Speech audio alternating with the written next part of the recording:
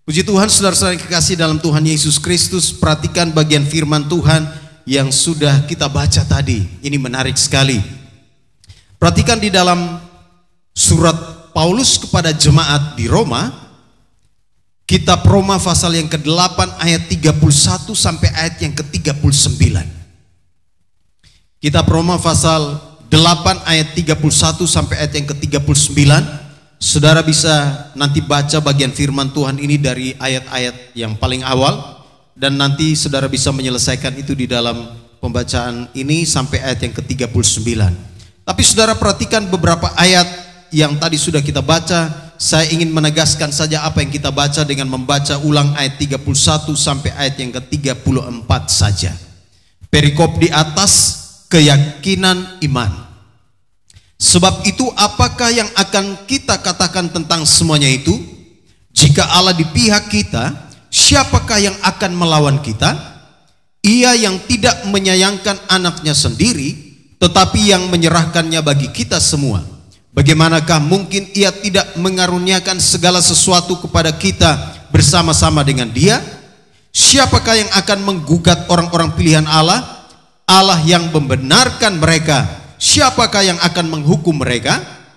Kristus Yesus yang telah mati, bahkan lebih lagi yang telah bangkit, yang juga duduk di sebelah kanan Allah, yang malah menjadi pembela bagi kita. Demikian pembacaan firman Tuhan buat kita semua. Dan tema khotbah hari ini yang ingin saya sampaikan buat kita semua, yaitu indahnya kasih Allah. Indahnya kasih Allah. Saudara perhatikan, kalau kita baca di dalam pembacaan ini, maka apa yang saya ungkapkan melalui tema ini tentunya menjadi benar sekali. Karena kita akan melihat bagaimana kasih Allah dinyatakan di dalam kehidupan kita sebagai orang percaya. Saudara, ketika kita bicara tentang indahnya kasih Allah, kenapa saya bilang kasih Allah itu begitu indah? Kasih Allah yang begitu indah itu tidak bisa kita lukiskan dengan kata-kata indah apapun. Karena keindahan kasih Allah itu melebihi segala keindahan-keindahan yang ada di dalam dunia ini. Saya ulang. Kasih Allah yang indah itu melebihi segala hal yang indah di dalam hidup ini, sehingga tidak bisa kita ungkapkan keindahan Allah itu dengan kata-kata indah apapun. Sebab apa? Keindahan kasih Allah itu lebih dari segala sesuatu. Dan keindahan Allah itu, keindahan kasih Allah itu nyata di dalam peringatan Paskah.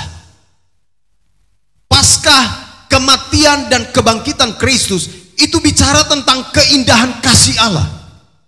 Indah sekali kasih Allah. Kita manusia yang berdosa, yang seharusnya dihukum mati, tetapi karena kasih Allah begitu luar biasa bagi kita, sehingga di dalam Yohanes 3 ayat 16 berkata, karena begitu besar kasih Allah akan dunia ini, sehingga ia telah mengaruniakan anaknya yang tunggal. Itu sejalan dengan Roma pasal yang ke-8 ayatnya yang ke-32. Dia mengaruniakan Kristus kepada kita, supaya setiap orang yang percaya tidak binasa, melainkan beroleh hidup yang kekal. Itulah keindahan kasih Allah, saudara yang kekasih. Saudara bayangkan bagaimana kita manusia yang seharusnya dihukum, dia berikan pengampunan, dia berikan keselamatan, dia berikan sorga yang tidak bisa saudara upayakan dengan kekuatan saudara. Dan disitulah letak keindahan kasih Allah. Itu sebabnya ketika kita menyanyikan pujian, kau kukagumi, wah, itu betul-betul kita harus kagum. Karena benar, kasih Allah itu benar-benar membuat kita yang tadinya seharusnya mati, yang tadinya seharusnya binasa, sekarang kita diberikan kehidupan baru, kita diberikan keselamatan. Dan disitulah letak keindahan kasih Allah. Maka kalau menyanyikan puji-pujian tentang kekaguman kita akan Allah, benar-benar kita harus mengangkat hati kita. Kita harus mengangkat hati kita menyembah Dia, sebab benar Dia sungguh-sungguh mengasihi kita. Saudara, perhatikan bagian firman Tuhan ini. Kalau saya mau jelaskan sedikit konteksnya, mengapa Rasul Paulus bicara tentang keyakinan iman, dan di dalam ayat 31 Sebab itu apakah yang akan kita katakan tentang semuanya itu? Jika Allah di pihak kita, siapakah yang akan melawan kita? Ini ada konteksnya, saudaraku yang kekasih. Paulus sedang berbicara tentang kehidupan manusia yang di luar Kristus, dan orang-orang yang hidup di luar Kristus itu sedang dibelenggu oleh dosa, dan dosa mengikat mereka dengan begitu kuat sehingga mereka tidak bisa melihat kemuliaan Allah, sehingga mereka tidak bisa melihat keindahan kasih Allah. Tetapi karena Kristus datang ke dalam dunia, maka Kristus menyatakan kasih Allah kepada kita, sehingga akhirnya kita bisa menikmati persekutuan bersama dengan Bapa di surga. Dan disitulah letak keindahan kasih Allah. Perhatikan saudaraku yang kekasih, saya mau memberi penekanan kepada ayat pertama. Jika Allah di pihak kita, siapakah yang akan melawan kita? Ada beberapa berkat keindahan kasih Allah yang saya lihat di sini. Dan berkat pertama itu ada di dalam ayat 31 yang tadi saya sudah baca. Dan berkat itu saya ungkapkan dengan statement ini. Berkat pertama, di dalam kasihnya Allah berpihak kepada kita. Di dalam kasihnya Allah berpihak kepada kita. Atau di dalam kasihnya Allah memihak kepada kita. Ini menarik sekali, saudara. Bicara tentang berpihak dan memihak ini ada hubungannya dengan dunia tuntut menuntut. Di satu sisi ada seorang yang bersalah, lalu kemudian penuntut umum atau hakim akan menuntut dia. Dan di sisi yang lain secara rohani, kita, Allah mengutus Kristus untuk menyatakan keberpihakannya kepada kita. Waktu kita ada di dalam dosa, Allah tidak tinggal diam.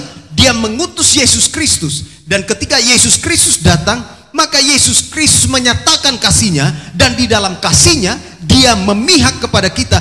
Dia berpihak kepada kita. Dia kemudian menyelamatkan kita. Itulah keindahan kasih Allah. Kalau Yesus tidak berpihak kepada saudara dan saya, sampai kapanpun saudara dan saya binasa. Betul? Karena dosa itu begitu kuat mengikat. Tetapi karena Kristus yang berpihak atau Kristus yang memihak kepada kita, maka akhirnya kita menjadi lebih daripada pemenang. Menjadi lebih daripada pemenang. Ayat 37. Di sana dikatakan, tetapi dalam semuanya itu kita lebih daripada orang-orang yang menang oleh Dia yang telah mengasihi kita. Menang melawan siapa? Ini kan pertanyaan kritisnya begitu. Menang melawan siapa? Tentunya kita yang pertama menang melawan kuasa iblis yang berusaha mengikat kita. Salib bicara tentang keindahan Allah yang telah mengutus Yesus Kristus untuk membebaskan kita dari tawanan si jahat. Di salib kasih Allah dipertontonkan. Di salib keindahan kasih Allah itu dinyatakan kepada kita semua. Sehingga kalau orang Romawi, kalau orang-orang di luar Kristus melihat bahwa salib Kristus itu adalah kehancuran bagi Kristus, itu keliru besar. Karena di salib Allah mempertontonkan keindahannya. Keindahan Dia mengasihi itu dinyatakan melalui pengorbanan Kristus di salib. Amin. Itu sebabnya saudaraku yang kekasih, kalau tidak salah beberapa minggu lalu saya sudah sempat menyampaikan 1 Petrus 5 ayat 8. Di sana dikatakan, sadarlah dan berjaga-jagalah, lawanmu si iblis berjalan keliling sama seperti singa yang mengaum-ngaum untuk mencari orang yang dapat ditelannya. Saudara, si jahat selalu berupaya berjalan keliling mencari celah untuk menelan siapapun yang akan ditelan. Tetapi keindahan salib itu sudah mengubah peta kemenangan. Dulu kita yang seharusnya tidak bisa menang melawan si jahat, sekarang kita menjadi menang. Kenapa? Peta kemenangan sudah diubahkan di salib. Di salib Kristus sudah berpihak kepada kita. Dia telah memberikan hidupnya kepada kita. Allah telah berpihak kepada kita, sehingga akhirnya kita bisa menang. Kita tidak perlu capek-capek lagi melawan iblis. Kenapa? Karena Kristus sudah menaklukkan iblis di kayu salib. Dan kita hanya diminta untuk mengusir si jahat. Amin. Itu ayat hafalan kita hari ini. Matius 10 ayat 1. Yesus memanggil ke-12 muridnya dan memberi kuasa kepada mereka untuk mengusir roh-roh jahat dan untuk melenyapkan segala penyakit dan segala kelemahan. Wah, ini sebentar kalau hafal sudah jelas. Saudara, inilah keindahan kasih Allah di mana Allah berpihak kepada kita sehingga kita tidak lagi takut kepada yang namanya kuasa setan. Saya selalu katakan, setan seharusnya takut kepada anak-anak Tuhan yang ada di dalam Kristus. Anak-anak Tuhan tidak boleh takut kepada setan. Anak Tuhan tidak boleh takut kepada yang namanya mantra. Anak Tuhan tidak boleh takut kepada yang namanya sihir. Kalau ada orang yang bilang gini, saya santet kamu ya, bilang silakan, keluarkan ilmumu semuanya. Emangnya saya takut? Pastikan bahwa kita ada di dalam Kristus. Amin. Dan di dalam Kristus dia melindungi kita. Allah berpihak kepada kita. Maka siapakah yang akan melawan kita? Setan gak bisa. Jangan takut dengan orang-orang yang punya ilmu-ilmu. Saya udah ketemu yang segala macam ilmu sampai bosnya. Saya pernah cerita ya. Saya sudah ketemu langsung dengan Lucifernya itu. Cukup menyebutkan nama Yesus pergi. Saya pernah diundang oleh seseorang di Jakarta Selatan sana untuk mendoakan dia punya restoran ikan yang baru mau dibuka. Kakaknya buat restoran itu, kemudian adiknya di situ minta untuk bantu tangani itu. Waktu saya datang ke situ, lalu kakaknya itu belum datang, lalu adiknya yang ada di situ. Saya belum kenal betul dengan adiknya, saya hanya kenal dengan kakaknya. Waktu saya datang di situ lebih awal, dia tanya kepada saya, lalu saya perkenalkan diri, singkat cerita dia bilang, oh pendeta ya. Sementara duduk di situ, sementara duduk di meja yang kecil itu, dia bilang kepada saya, Pak Pendeta, saya tahu Bapak punya ilmu gak ada apa-apanya. Oh ya, mancing juga dia. Saya dalam hati, wah, kalau orang ngomong begini mah kecil banget nih. Ya, dia bilang, Pak Pendeta, saya tahu Bapak punya ilmu kecil, gak ada apa-apanya. Oh, di hati saya udah doa ini, oh tunggu kamu ya. Lalu saudara, dia cerita bangga sekali. Oh, saya punya di bagian sini nih ada plat dimasukkan sama guru saya. Jadi kalau saya ditembak, saya kebal peluru. Oh gitu ya. Dalam hati saya cerita terus, cerita aja.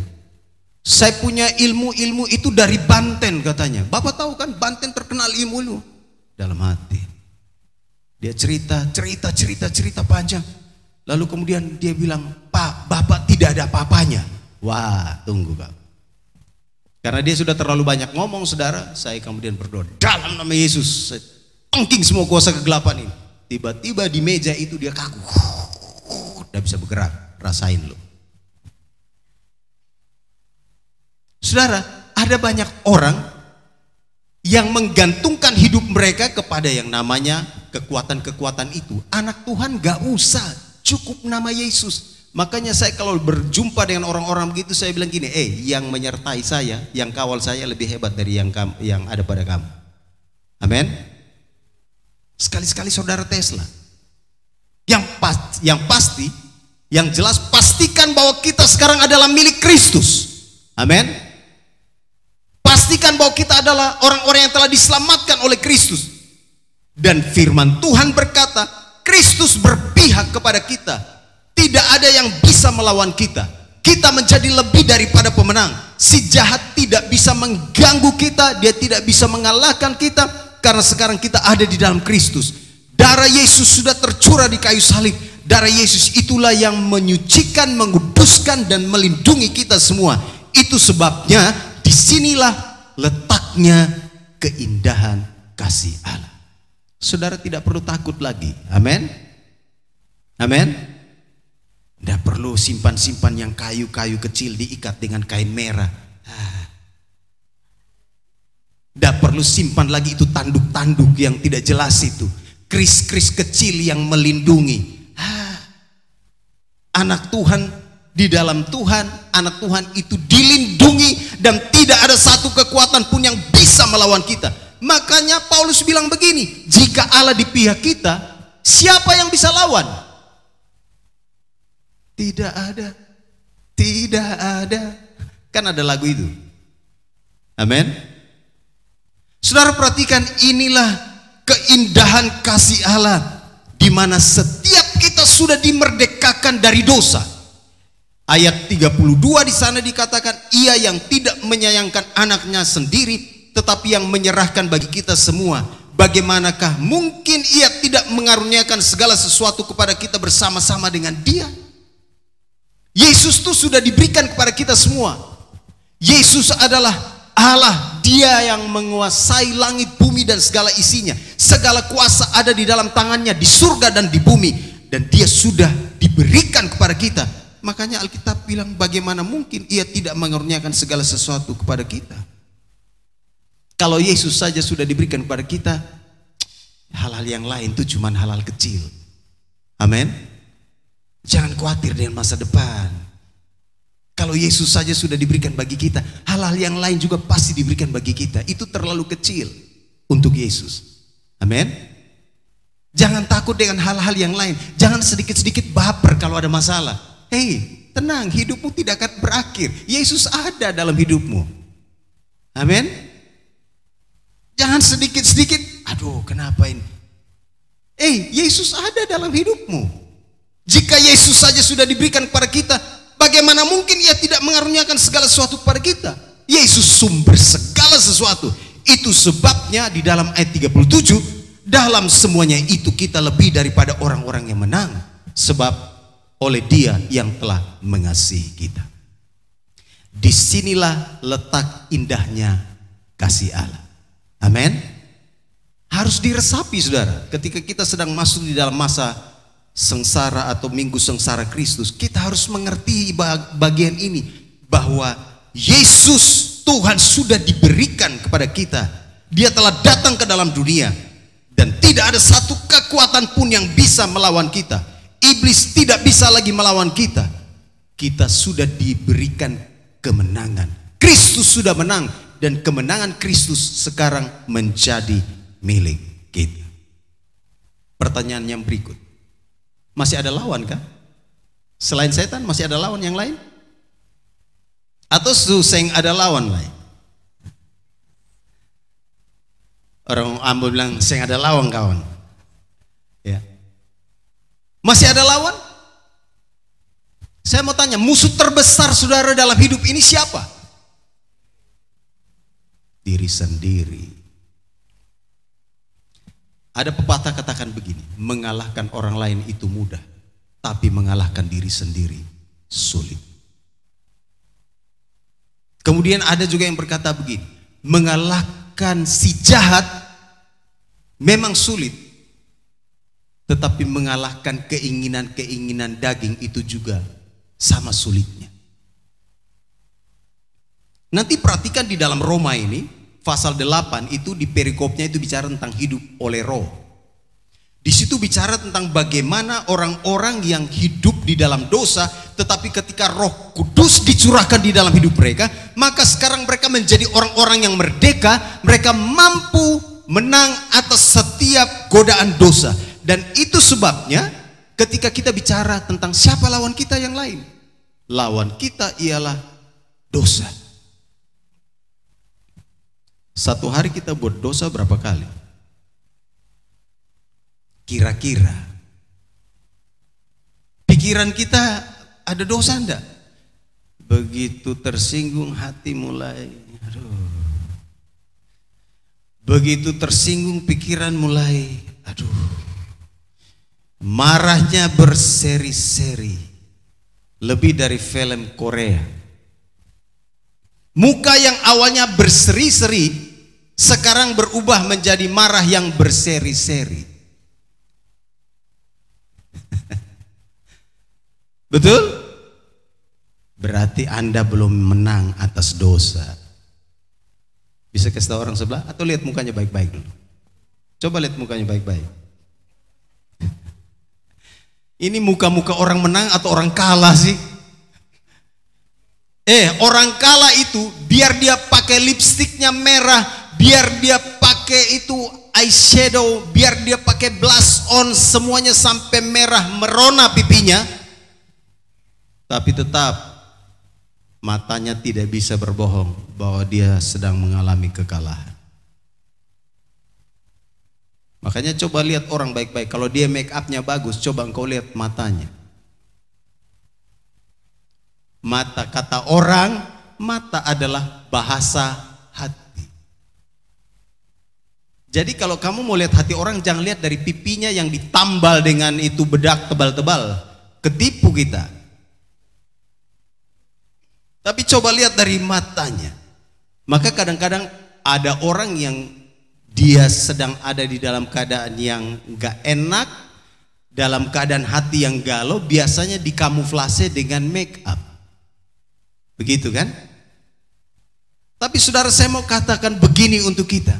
Kalau kita ada di dalam Kristus dan Kristus ada di dalam kita, maka keindahan kasih Kristus akan nyata di dalam hati kita, sehingga sekalipun hati kita tersakiti, maka kita bisa menang atas hati yang tersakiti itu. Ini khotbah hari ini bikin jemaat tenang semua. Keindahan kasih Allah itu mengobati hati-hati yang terluka. Betul enggak? Berapa banyak orang di sini yang sedang terluka hatinya? Dilukai oleh orang-orang tertentu, dilukai oleh sahabat, dilukai oleh pasangan, dilukai oleh teman di kantor, dilukai oleh sekelilingnya. Keindahan kasih Kristus mengobati hati yang terluka. Amin. Maka kalau saudara sedang terluka, ambil doa puasa 3 hari lah. Ya, kalau doa puasanya bolong-bolong, terluka terus.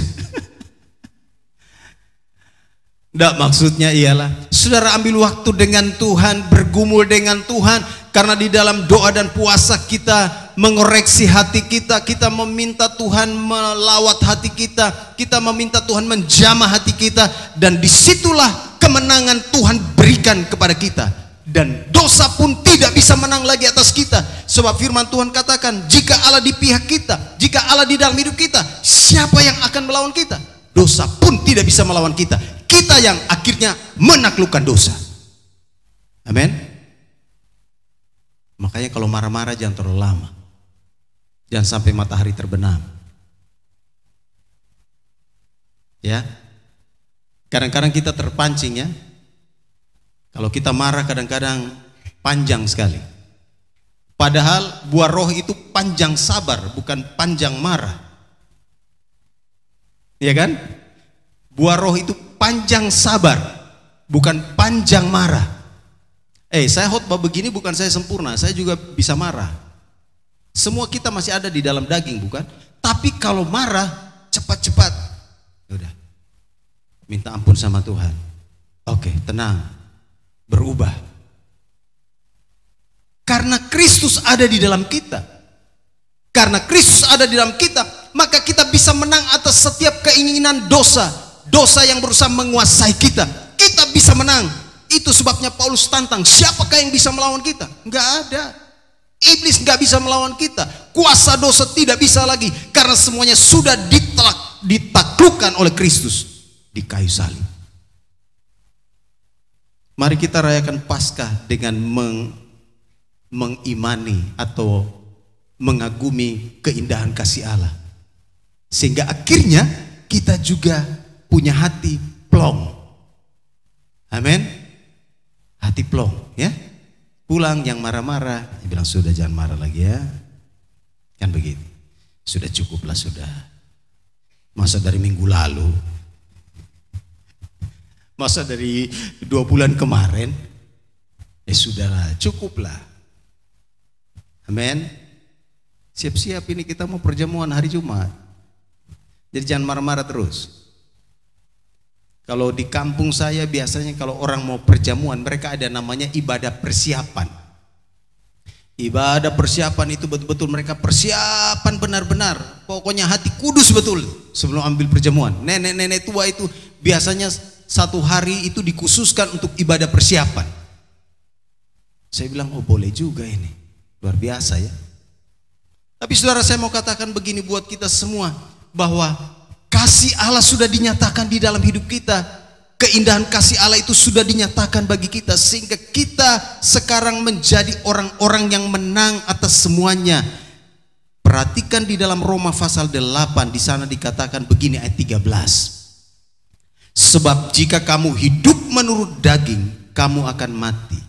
Tetapi jika oleh roh kamu mematikan perbuatan-perbuatan tubuhmu, kamu akan hidup. Sekarang kita yang ada di dalam Kristus, kita hidup di dalam Roh Kudus, kita diberi kuasa untuk mematikan semua perbuatan-perbuatan daging. Makanya begitu marah mau naik, bilang dalam nama Yesus, tekan itu marah, matikan itu, amin. Begitu dia mau naik lagi, dalam nama Yesus, semua keinginan dosa tekan dalam nama Yesus, amin. Sudah mulai mau jengkel lagi, dalam nama Yesus tekan itu rasa jengkel. Sudah mulai baper lagi, dalam nama Yesus saya diberi kuasa untuk mematikan semua perbuatan-perbuatan tubuh, perbuatan dosa, perbuatan daging, dalam nama Yesus. Mati kamu, jangan bikin pingsan. Kebanyakan orang percaya bikin dosa itu pingsan, makanya kapan-kapan dia kambuh. Nah, itu kita semua punya daging begitu. Tapi perhatikan bagian firman Tuhan ini, kita diberi kuasa. Roh Kudus ada dalam hidup kita. Tidak ada yang bisa melawan kita. Kuasa dosa tidak bisa lagi. Kita diberi kuasa untuk mematikan perbuatan-perbuatan tubuh. Yang dimaksudkan perbuatan tubuh ini ialah perbuatan-perbuatan dosa, keinginan-keinginan daging. Di dalam keindahan kasih Allah kita pasti menang. Amin. Itu sebabnya saudara kekasih, perhatikan hal pertama ini menarik sekali. Ketika kita bicara tentang indahnya kasih Allah, maka berkat yang pertama ialah di dalam kasih Allah berpihak kepada kita. Allah memihak kepada kita. Yang kedua, saudara perhatikan di dalam ayat 33, ada berkat kedua di sana. Firman Tuhan katakan begini, siapakah yang akan menggugat orang-orang pilihan Allah? Allah yang membenarkan mereka. Siapakah yang akan menghukum mereka? Wah, ini luar biasa. Berkat yang kedua tentang indahnya kasih Allah. Berkat kedua, di dalam kasihnya kita menerima pembenaran dari Allah. Jangan lupa, saudara dan saya itu manusia berdosa. Saudara tahu ayat itu? Saudara tahu ayat itu di dalam Roma pasal berapa? Pasal 3.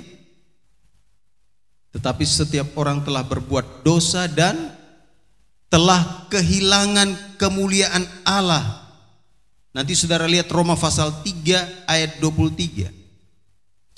Karena semua orang telah berbuat dosa dan telah kehilangan kemuliaan Allah, dan oleh kasih karunia telah dibenarkan dengan cuma-cuma karena penebusan dalam Kristus Yesus. Itu ayat 24. Saudara, di dalam kasih Allah kita menerima pembenaran. Semua kita ini berdosa loh. Kalau tanpa Kristus, berusaha untuk benar sampai kapanpun gak bisa. Karena setiap kesalehanmu seperti kain kotor, kata Yesaya. Setiap perbuatan-perbuatan benar itu, perbuatan-perbuatan yang menurut kita benar, itu seperti kain kotor. Dan tidak ada sesuatu pun yang bisa membuat kita benar. Tidak ada satu cara manusia pun yang bisa membuat dia benar di hadapan Tuhan. Makanya Tuhan mengutus anaknya Kristus Yesus ke dalam dunia, supaya melalui pengorbanannya di kayu salib, kita kemudian menerima pembenaran dari Allah. Saudara, pembenaran atau membenarkan itu artinya begini, menyatakan benar. Bahasa aslinya bilang begini, dikayo itu artinya menyatakan benar, membuktikan benar, menyatakan tanpa dosa, menyatakan tanpa salah, atau suatu keputusan yang menyatakan tidak bersalah. Jadi begini, peristiwa salib ketika Yesus disalib, Dia menanggung dosa-dosa manusia yang sebelum, sementara, dan sesudah. Dia menanggung setiap dosa manusia. Dan ketika darah Kristus tercurah di kayu salib, Allah melihat Kristus. Allah melihat Yesus yang disalibkan itu.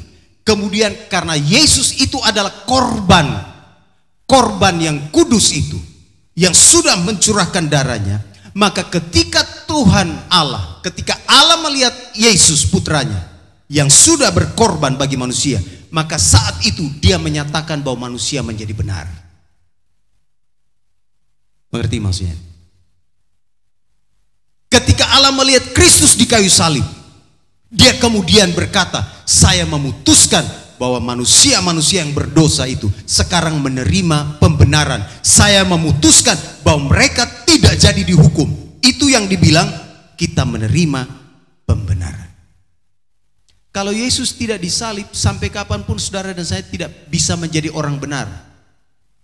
Kalau tidak menjadi orang benar, maka berdoa dengan cara apapun tidak ada hasil yang baik untuk kita. Karena Yakobus 5 ayat 16b katakan, doa orang benar bila dengan yakin didoakan sangat besar kuasanya. Bagaimana bisa menjadi benar? Kita hanya bisa menjadi benar ketika Kristus mati di kayu salib dan kita sudah menerima Dia sebagai Tuhan dan Juru Selamat secara pribadi. Itu sebabnya inilah keindahan kasih Allah. Saudara bayangkan saja ya, coba kalau lihat, saksikan pengadilan beberapa waktu lalu. Pengadilan yang bikin heboh itu. Seorang terdakwa yang seharusnya divonis itu tinggi sekali, tetapi kemudian karena hakim mempertimbangkan ini dan itu, dan akhirnya si terdakwa tidak divonis seperti itu. Itu bisa sujud syukur sampai jidat ini cium di lantai. Karena apa? Rasa senang, rasa bahagia. Begitu juga dengan kita, saudara yang kekasih. Indahnya kasih Allah itu karena apa? Kita yang harusnya dihukum mati tidak jadi mati. Kita yang harusnya dibuang ke dalam neraka tidak jadi dibuang. Kenapa? Karena Kristus di kayu salib, Dia sudah mencurahkan darahnya, dan ketika Allah melihat pengorbanan Kristus, Dia putuskan Kristus sudah menanggung dosa manusia. Dan saya nyatakan hari ini, mereka yang percaya kepada Kristus, mereka menjadi orang-orang benar. Amin. Maka itu yang membuat kita confidence, membuat kita percaya diri. Sehingga ketika kita berdoa, kita pastikan bahwa kita menjadi benar, kita sudah dibenarkan. Sehingga doa orang benar bila dengan yakin didoakan sangat besar kuasanya. Maka orang yang berdoa dan masih ragu-ragu, tolong cek, jangan-jangan dia belum jadi benar nih. Kayaknya dia belum paham nih. Dia belum paham rumus rohani dari firman Tuhan. Yesus sudah membenarkan kita. Perhatikan, ini doktrin yang sangat luar biasa yang Rasul Paulus tulis. Kristus yang telah mati. Perhatikan ayat 33. Siapakah yang akan menggugat orang-orang pilihan Allah? Allah yang membenarkan mereka. Siapakah yang akan menghukum mereka? Saya teringat satu kali saya nonton film rohani. Saya lupa judulnya, tapi film itu saya nonton sudah lama sekali, kurang lebih sekitar 15 tahun yang lalu. Film rohani itu menceritakan tentang ada beberapa orang yang meninggal di saat yang bersamaan. Ada seorang profesor yang selama hidupnya dia bekerja untuk membela hak asasi manusia. Lalu kemudian ada keluarga-keluarga yang juga di situ yang meninggal. Lalu ada seorang pembunuh yang meninggal. Seorang pembunuh itu meninggal, dan sebelum meninggal di dalam film itu dimintailah pendeta untuk datang. Lalu kemudian pendeta membacakan firman, berdoa untuk dia. Lalu singkat cerita, di pertemuan yang di last minute itu, si pembunuh itu bertobat. Begitu selesai dilayani, dia bertobat, lalu kemudian dia masuk untuk, kalau tidak salah pakai apa listrik itu, kemudian dia mati, di strom listrik, lalu dia mati. Singkat cerita, semua yang mati ini sudah beralih dari dunia, lalu mereka beralih ke dunia yang lain. Di film itu cerita begitu. Lalu kemudian waktu mereka dalam perjalanan, itu terjadilah perdebatan antara malaikat Tuhan dan malaikat si jahat. Yang malaikat jahat mau rampas bilang gini, ini milik saya, ini milik saya. Malaikat Tuhan bilang, enggak, itu dia milik saya. Lalu kemudian terus. Lalu kemudian malaikat jahat itu kemudian nuduh yang pembunuh ini. Gak bisa, kamu nih gak bisa masuk surga. Alasannya apa kamu bisa masuk surga? Kamu selama hidup jahat, kamu membunuh. Lalu kemudian diputarlah semua kejahatan-kejahatan itu. Seperti dia kembali membayangkan. Iblis mengatakan begini, itu yang kamu lakukan, itu yang kamu lakukan. Kemudian itu diputar di pikirannya dan dia ingat kembali, oh dia punya kesalahan begini dan seterusnya. Tapi kemudian ada malaikat Tuhan itu yang bilang gini, tidak, itu dulu. Dia sekarang tidak seperti begitu. Dia sudah menerima Yesus. Yesus sudah membenarkan dia. Sebelum mati, dia buka hatinya. Ada seorang hamba Tuhan datang dan berdoa untuk dia. Lalu dia terima Yesus sebagai juru selamat pribadi. Dan dia sekarang milik Kristus. Lalu kemudian iblis itu di dalam film itu, iblis mau tarik dia. Iblis bilang, no, dia milik saya. Yang malaikat Tuhan bilang, tidak, dia milik saya. Kemudian di ending, malaikat Tuhan itu menghardik malaikat jahat itu. Kemudian malaikat itu pergi. Lalu orang yang dibunuh ini dibawa dan masuk menikmati kemuliaan sorga. Di sini dikatakan begini, siapakah yang akan menggugat orang-orang pilihan Allah? Iblis punya kerja itu menuduh dan menggugat. Betul? Iblis selalu menuduh. Kamu udah bisa selamat. Kamu punya dosa masih banyak ini. Kamu begini dan kamu begini. Kamu dan begitu. Lihat masa lalu kamu begini dan seterusnya. Tapi saya mau pastikan, ketika kita sudah bertobat sungguh-sungguh, ketika kita menerima Kristus sebagai Tuhan dan Juru Selamat secara pribadi, dan sekarang kita hidup baru bersama dengan Dia, dan kita berjalan di dalam sebuah perjalanan rohani bersama dengan Tuhan, maka yang terjadi, iblis pun tidak bisa menuduh bahwa saudara dan saya akan binasa. Gak bisa. Amin? Gak bisa. Masa lalu saudara dan saya yang kelam itu, ketika kita ada di dalam Kristus, Kristus sudah mengampuninya. Kristus sudah melupakannya. Dan iblis tidak bisa menggugat kita lagi. Dan iblis tidak bisa lagi berkata, oh, dia tidak bisa selamat. Tidak. Alkitab katakan, siapakah yang akan menggugat orang-orang pilihan Allah? Allah yang membenarkan mereka. Itulah keindahan salib. Itulah keindahan kasih Allah. Bahwa di dalam kasih Allah kita menerima pembenaran dari Dia. Amin. Karena itu saudara, mau masuk di perayaan Paskah, kematian dan kebangkitan Kristus, saudara harus mengerti baik-baik firman Tuhan ini, sehingga kita benar-benar menjalani hidup ini sebagai orang-orang yang menang, bukan orang-orang yang kalah. Bukan orang-orang yang lihat terus masa lalu. Bukan orang-orang yang terus diikat oleh masa lalu. Sekarang kita mau berjalan di dalam Tuhan, di dalam sebuah perjalanan rohani yang indah. Karena itu tinggalkan masa lalu. Kristus sudah membebaskan kita. Dia sudah membereskan semua masa lalu kita yang kotor, yang najis. Dan Dia sekarang memberikan kepada kita sebuah garansi bahwa apa? Tidak ada yang dapat menghukum kita lagi. Amin. Perhatikan, Paulus seorang pembunuh.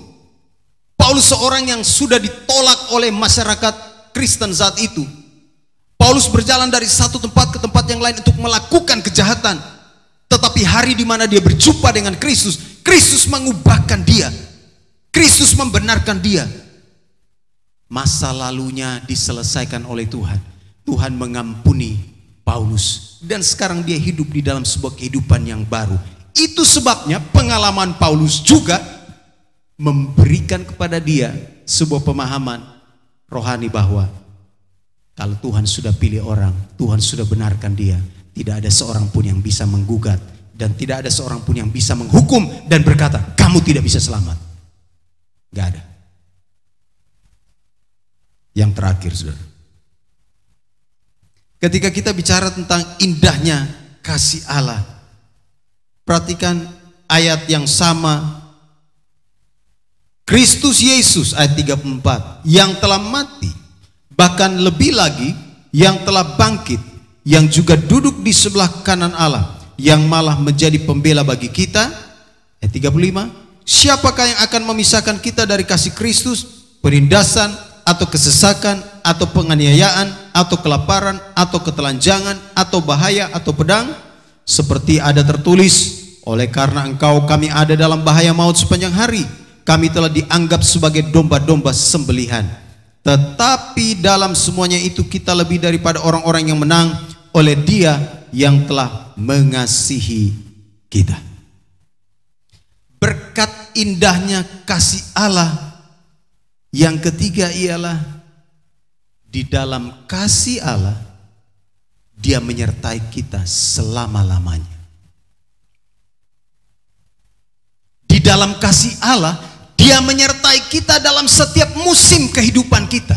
Lihat, musim kehidupan itu ditulis di dalam ayat 35. Siapakah yang akan memisahkan kita? Penindasan, kesesakan, penganiayaan, kelaparan, ketelanjangan, atau bahaya atau pedang. Ini bicara tentang musim-musim kehidupan yang kita alami. Ada banyak masalah dan pergumulan yang kita alami, bukan? Dalam mengiring Tuhan. Banyak orang Kristen ditindas, banyak orang Kristen dianiaya. Sebagai pengikut Kristus kadang-kadang kita dicaci maki, kita diolok-olok. Dan di saat yang sama kita juga punya pergumulan-pergumulan pribadi yang lain. Kita sedang bergumul dengan masa depan, bergumul dengan studi, bergumul dengan pendidikan, bergumul dengan pekerjaan, bergumul dengan keluarga, rumah tangga. Kita punya pergumulan seabrek-abrek. Tetapi di dalam kasih Allah, Dia menyertai kita selama-lamanya di dalam setiap musim-musim kehidupan kita. Amin. Karena itu jangan takut kalau penindasan, kalau kesesakan, kalau penganiayaan, kalau ada masalah-masalah. Bilang begini, saya yakin Tuhan menyertai saya.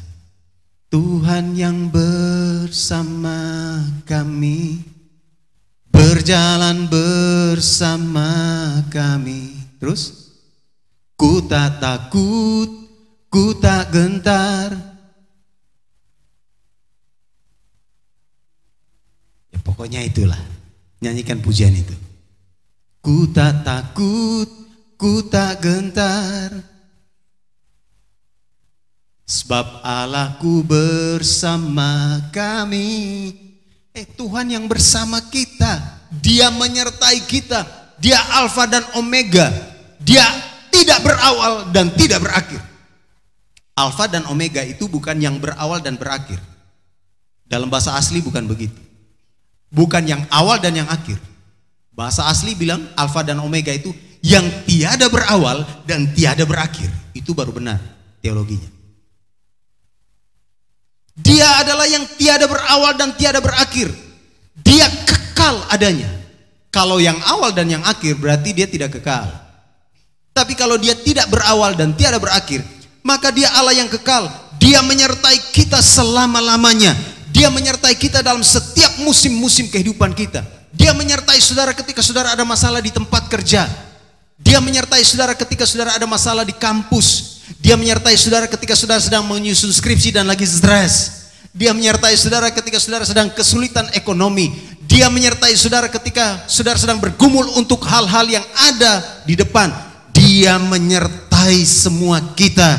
Karena itu dalam semuanya itu ayat 37 berkata, kita lebih daripada orang-orang yang menang oleh Dia yang telah mengasihi kita. Inilah indahnya kasih Allah. Saudara, saya berharap ketika kita mendengarkan firman Tuhan hari ini, hati kita diteguhkan.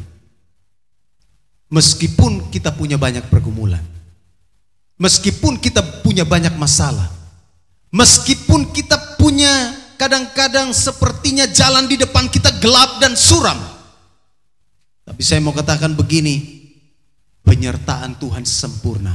Meskipun saudara sedang ada di dalam masalah dan pergumulan, Dia akan menyatakan kasih-Nya yang sempurna itu. Maka saya suka dengan lagu itu. Penyertaan-Mu sempurna, rancangan-Mu penuh damai, aman dan sejahtera walau di tengah badai. Ingin ku selalu bersama, rasakan keindahan arti kehadiranmu Tuhan.